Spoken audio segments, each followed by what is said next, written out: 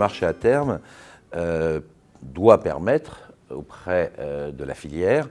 je dirais, de réduire ses expositions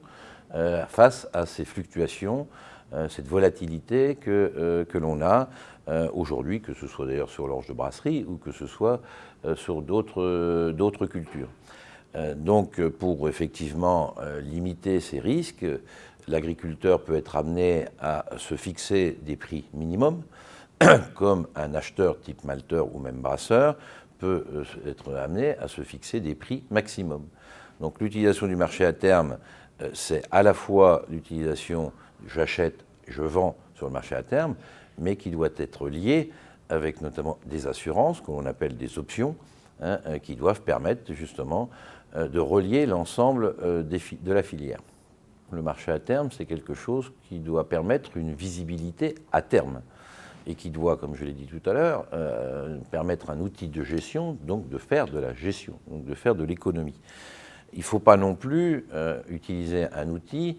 d'une façon, je dirais, trop importante pour se recréer un nouveau risque. Donc l'agriculteur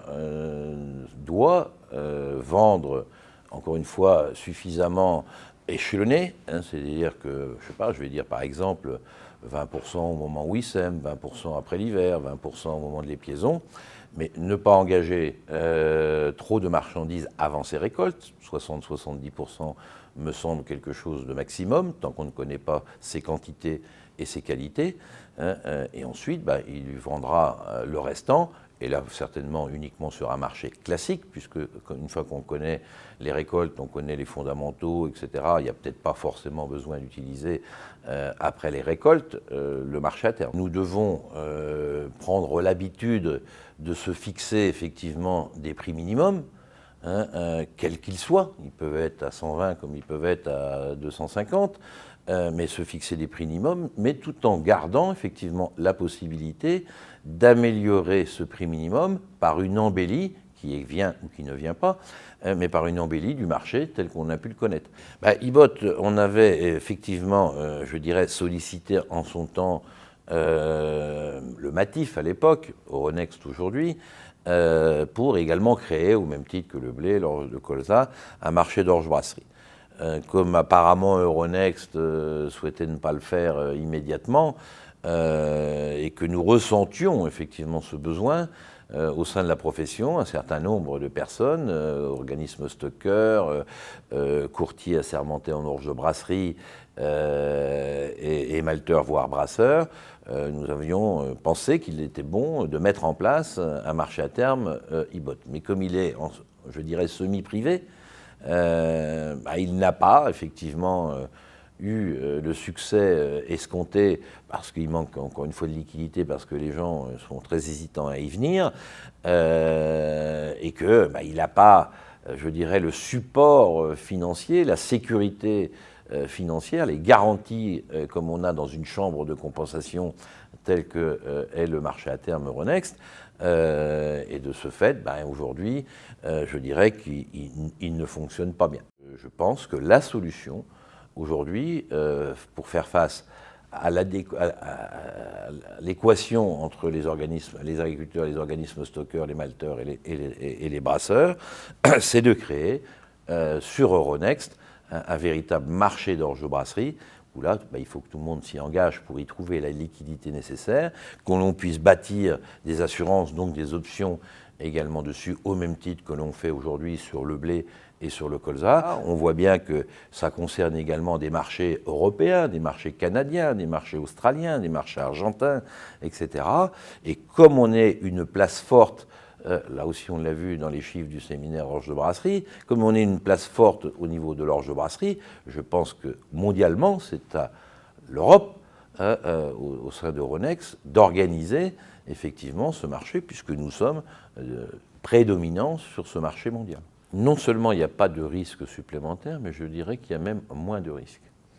Parce que quand vous vendez du physique, vous devez honorer votre physique.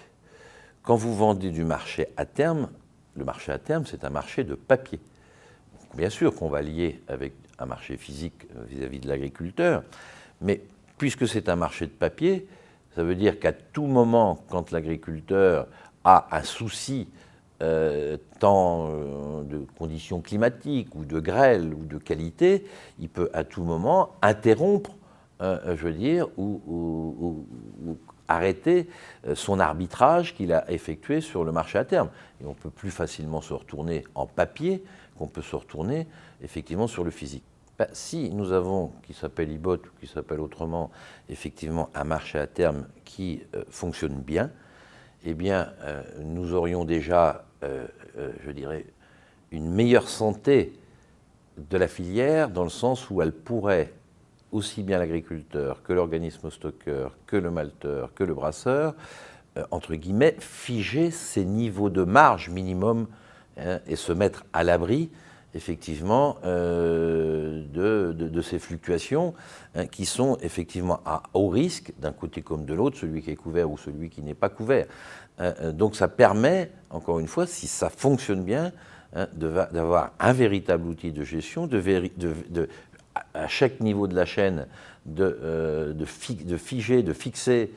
ces niveaux de marge, hein, et de faire son métier tel qu'il doit être fait, sans se demander est-ce que je vais pouvoir me couvrir, est-ce que je vais pouvoir vendre, est-ce que je vais pouvoir, sans se poser ces ensembles de questions, mais qui pèsent lourd aujourd'hui. Le marché à terme est quelque chose, je veux dire, en arrière-plan très compliqué, mais justement le but face aux agriculteurs, ce n'est pas de leur compliquer la vie, justement c'est de leur simplifier la vie, donc en leur proposant des produits simples. Ensuite, le compliqué, bah, c'est à l'organisme stockeur à l'organiser, hein, et justement de ne pas l'obliger à aller lui-même sur le marché à terme, parce que qui dit aller lui-même sur le marché à terme, dit qu'il faut signer des conventions avec le circuit bancaire, qu'il faut faire face à des garanties et des mises en caution d'argent, et qu'il faut faire face aussi aux appels de marge au quotidien quand on est inscrit